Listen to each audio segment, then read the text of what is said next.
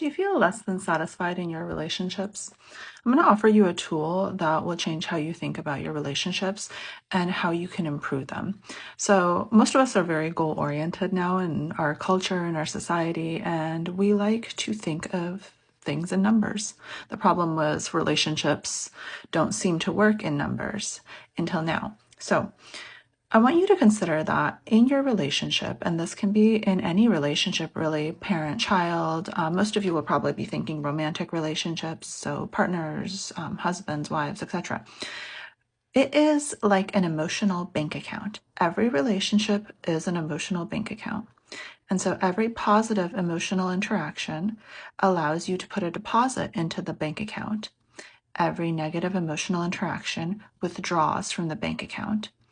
And so, in order to have a healthy relationship, a resilient relationship, you need to be able to run in the black. So, essentially, be in the positive, substantially in the positive, because if you encounter a hardship, if something happens, you have a bad day, you need support, maybe you're just, emotionally unstable that day, you can withdraw.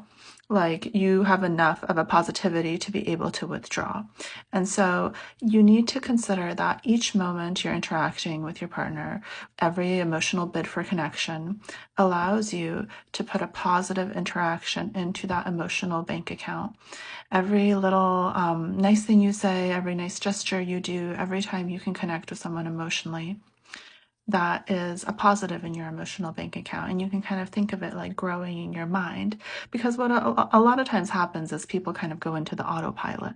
They just like get focused on the things that, concern us in life, work, school, etc., children. And they kind of forget about this emotional bank account. And it starts to get depleted and it gets depleted and it gets depleted. And eventually you might hit a rough patch and there's not enough to sustain you.